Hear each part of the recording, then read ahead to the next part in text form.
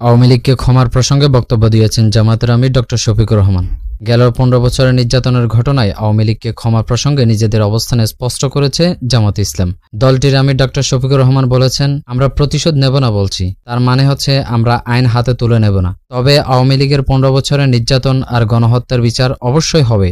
বৃহস্পতিবার রাজধানীর মগবাজারে আল ফালাহ মিলায়াতানে দলের কেন্দ্রীয় মজলিসে শুরার উদ্বোধনী অধিবেশনে বক্তব্যে তিনি এই ধরনের মন্তব্য করেন। আওয়ামী লীগকে ক্ষমা প্রসঙ্গে জামাতে আমির ডক্টর শফিকুর রহমান বলেন, আমরা প্রতিশোধ নেব না বলছি, তার মানে হচ্ছে আমরা আইন হাতে তুলে নেব না, কিন্তু সুনির্দিষ্ট ঘটনার জন্য মামলাও হবে, তাদের সাজাও হবে। তবে মামলায় যাতে কোনো নিরপরাধ ব্যক্তি ভুক্তভোগী না হয় সেদিকে অবশ্যই খেয়াল রাখতে হবে।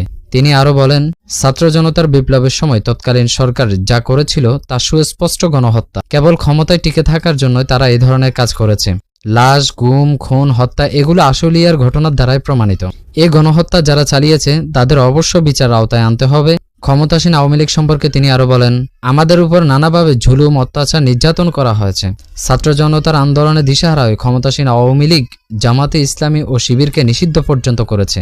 ছাত্রদের সুশৃঙ্খল আন্দোলনকে উস্কে দিতে চেয়েছিল বিগত সরকার, কিন্তু ছাত্ররা তাতে ধমেনি। সে সময় তৎকালীন প্রধানমন্ত্রী তার দায়িত্ব সঠিকভাবে পালন করতেও ব্যর্থ হয়েছেন। তাদের জুলুমের কারণে ছাত্ররা এক দফা এক দাবিতে যেতে বাধ্য হয়েছে।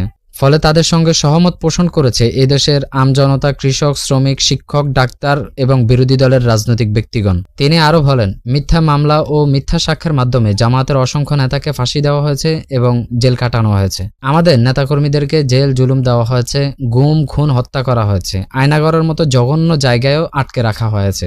ধর্মীয় অধিকার পর্যন্ত সেখানে ভুলুণ্ঠিত হয়েছে। অত্যন্ত নিষ্ঠুর আচরণ করা হয়েছে জামাতের নেতাকর্মীদের উপর। তিনি আরও বলেন, একটা সভ্য দেশে কখনোই আয়নাগরের মতো জঘন্য জায়গা থাকতে পারে না। শুরুতে অনেকেই আয়নাগরকে বিশ্বাস করতো না, কিন্তু এটি সময়ের সাথে সাথে আজ প্রকাশ্যে চলে এসেছে এবং সবাই এটি বিশ্বাস করে।